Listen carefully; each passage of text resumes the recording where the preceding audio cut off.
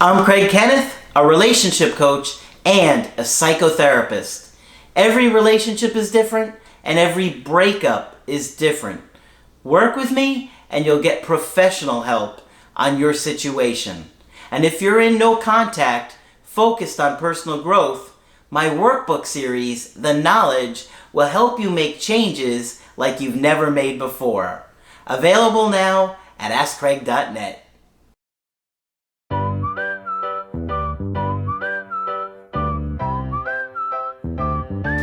Hi there, I'm Coach Craig Kenneth. I'm Coach Margaret. And today we're going to be talking about your partner's mental health. One of the things that people rarely think about is how mental health is directly related to somebody's ability to do a relationship, Right. and how they are going to function in life. Right. That goes for yourself as well. So it's equally important to understand your own mental health. Right. But you got to understand that mental health is going to seriously impact your ability to do a long-term commitment, Right. to communicate, to express your needs, to regulate your emotions. And for your partner too. Exactly. Yeah. A lot of different areas. Yep. But most people don't even think about it. Okay? So today we're going to look closer at mental health and diagnosing, because you may be in a situation where you have a partner that has some kind of mental health issue, or perhaps you do, and you're not really realizing how that impacted the relationship. Right. So let's talk about this today. And I Margaret. don't want anybody to panic, because there's very little here that can't be dealt with if you're willing. Okay? I'm going to try and keep it simple, but I know we throw terms around sometimes. And basically, there are two categories I want to talk about. One is major mental illness. Okay? Those are the big three, and I'm going to talk about them in a minute. And there are personality disorders. So I want to clarify a little bit what we're talking about when we say those things. Okay? Major mental illness is an overwhelming, serious illness that renders you unable to function. Usually it involves a chemical imbalance in the system somewhere, and usually it has to be treated with medication. Okay? The two big ones are schizophrenia, which I don't think we've come across or talked much about. But schizophrenia is a thought disorder, which means your thoughts don't work. You can't get them together. When you do, they don't make sense. People who have schizophrenia hallucinate. They see things that aren't there.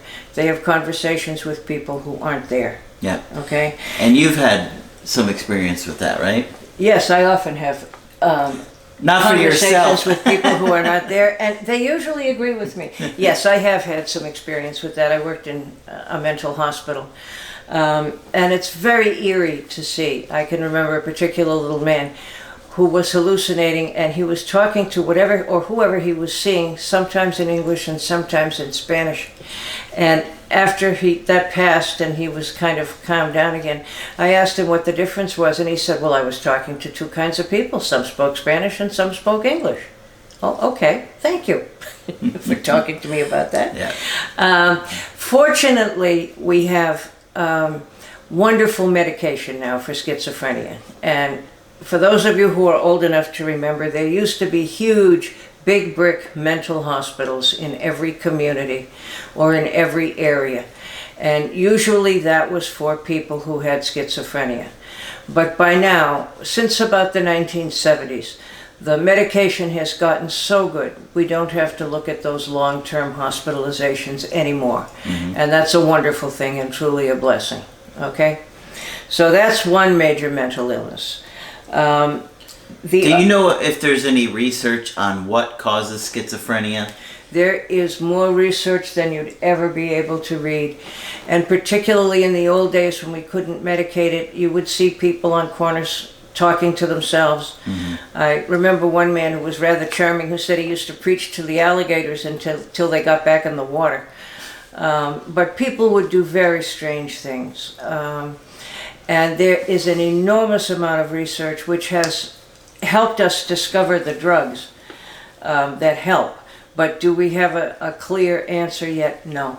No. The research is ongoing. Now, do we think that it's passed down, that you could have a schizophrenic family member, mother or father, and you're likely to get it? It's not a sure thing, but one of the things that you always ask someone you're assessing who has it is, are there other cases in the family? Yeah. It's much more clear with bipolar, which I'm going to get to in a minute. Okay. Okay? So schizophrenia is still in some ways, we know how to treat it, but we can't account for where it comes from. The other big major mental illness that we see all the time is bipolar. And again, we have made enormous strides in the medication to treat bipolar disorder. Bipolar is considered a mood disorder, where at one pole, think of the North Pole, is the manic stage, where you're wild and crazy and grandiose, and you spend money wildly, and no matter what you do, you're on top of the world, you just feel wonderful. You do all kinds of things you wouldn't normally do. I knew a lady who bought a boa constrictor for a pet while she was manic one day and would never have done that in a normal state. So there's the high end of it. People who are manic are happy for a while, and then they get kind of irritable, and they'll grump at other people. Kind of irritable? Kind of, what do you mean? What do you mean? You're being awful kind, Margaret. Yeah, people can get really, really irritable. In other words, anything, if the wind is the wrong way, if an ant walks across the floor, they can become all kinds of upset and irritable and crazy. My stepdad was bipolar, and it was very, very difficult to live with. He would be very, very irritable, right? Yes. Stop breathing. What do you say to other people? Yeah, he would get mad about anything and everything you could think of. The neighbors, he would be screaming about the neighbors. I mean, anything. And those birds chirp too loud. The cats. Yeah, stamping around. Everything. Yeah. It's a terrible condition, bipolar. That's the manic stage. It starts out happy, but it never ends up happy. And then there's the other end of the pole, say the South Pole, where there is an unbelievable depression. You can't get out of bed depression, where it feels like the world is ending and you don't care. Yeah.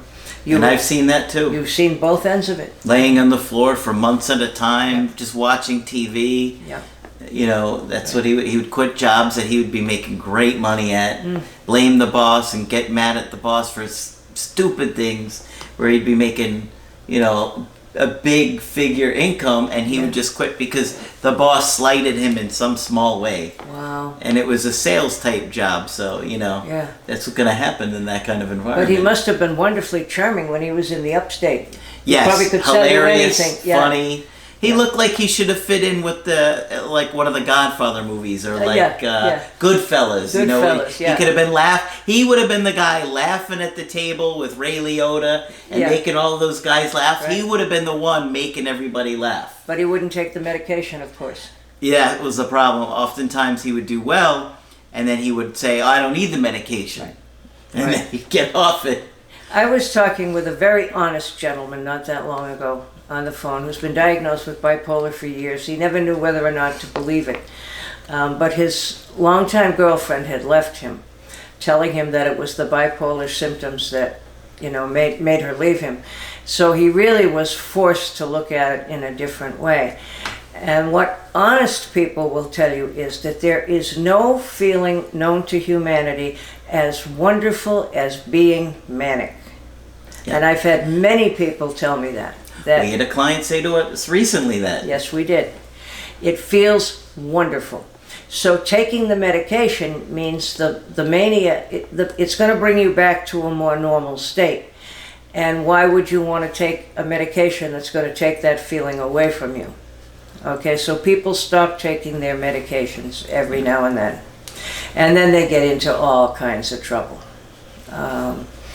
So that's one of the difficulties. Finally, we have medications for bipolar. They're a little more complicated than the ones for schizophrenia, and most psychiatrists are really good with bipolar. And sometimes they have to mix and match the meds for a while before they find the right one for you. And if you're irritable, you don't want to wait, which is another thing that makes things difficult sometimes. Yeah. Yeah. Yeah. But I think probably bipolar is a lot more prevalent. It's a lot more prevalent than schizophrenia, thank God. Bipolar is much more treatable. If you have bipolar disorder, you can live a perfectly normal life if you can come to terms with the medication. You have to learn when you're starting to get manic, and you have to see a doctor immediately if you start to feel like you're going in that direction, which of course people don't want to do, but once you've got it, you've got it. So if you know you're on the way up, then you need to see a doctor immediately so you don't get into a full-blown manic state.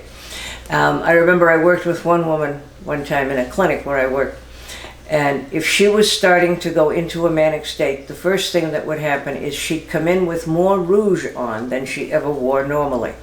And that was our first clue. Mm-hmm. And then the next thing she would do is she would start talking about all the wonderful things she was buying on the Home Shopping Club. The Home Shopping Club has no investment in curing bipolar disorder, I can assure you, because one of the famous classic things that people do when they're starting to be manic is spend money wildly, whether or not they have it. Yeah. Okay. So I'm sure the Home Shopping Club just loves this disease. You can become psychotic at the high end of it or the low end of it. Psychotic, we mean you lose contact with reality altogether. And you can become paranoid at either end of the disease. Okay? So if you have bipolar, there's no treatment for it other than the medication. Once you've got the medication and you're stable, then sometimes psychotherapy and all manner of other things will help. Mm-hmm. But not until the bipolar is under control. Yeah. Now, what made me repeat this today is I talked to two people in the last couple of weeks who had a bipolar partner. And one guy, again a very honest guy, said he kept saying to his girlfriend, "You don't need that medication, you're doing great." Okay? What he didn't understand was that it was the medication that was keeping her doing great. Yeah. Okay? But, it was no fault of his. No one teaches us this in school. Yeah. So if you or someone you're with is bipolar, do not despair. In fact, there's an ad out right now for Vraylar, Vryalar, that's just excellent. And it shows a woman in a manic state, and you see her kind of running around her house at night, and she gets out a ladder and she's going to do a repair that she didn't get to during the day, and then she comes back in the house and she's still agitated and she's ordering expensive cameras on the computer. It's a great description of what it's like to have someone who's manic. Can you talk a little bit more about the paranoia? You were saying that either end. At either end, there's a category of schizophrenia called paranoid schizophrenia, where, all manner, you can be getting messages from the radio about what you should do. You can feel like I had talked to one guy at one point who said he was getting radio transmissions from the tankers off the shore through the fillings in his teeth. And they were telling him what to do. Whenever you're talking about paranoia, you have thoughts flying through the air, Messages were coming to him. Messages were coming to the guy from the tankers too. And it's a very scary position for people. But usually an adjustment in the medication will help. Okay? Paranoia doesn't inevitably go with bipolar disorder, but if you're at either extreme, if you're extremely manic, people think the CIA is after them. Okay? Or any other of those agencies with all those letters. Okay. Now, do you think there's a difference in the paranoia, like for the depressed end versus the manic end, or is it? No, somebody's always after you if you're paranoid. Yeah. You would see the paranoia in the prison system very, very clearly because a lot of the guys in there had either bipolar disorder or schizophrenia, and the guy would come and say, "Well, Miss Foley, that guy over there is having bad thoughts about my mother." Well, how do you know that? Well, I can read his thoughts as they're, while I stand here. No, you can't read anybody's thoughts, and, your condition is telling you something that isn't true. What I want to emphasize with this one is if you're with somebody who's got bipolar disorder, find out about the medications immediately. and find out if they're specifically for bipolar disorder and if this person intends to keep taking them. Okay? Extremely important for your own protection. Okay? Okay. There's a third major mental illness, which is major depression. Yes. And major depression is more common, unfortunately, than we wish it was. It can be mistaken for bipolar depression because it's so severe. But what usually happens is we don't want to think somebody's bipolar because that sounds like a bad thing to be. So we diagnose them with major depression. Now, if they really have major depression, that works. If we get it wrong and it's really bipolar, then we've given them the wrong medication. So it's a mistake that the field often makes.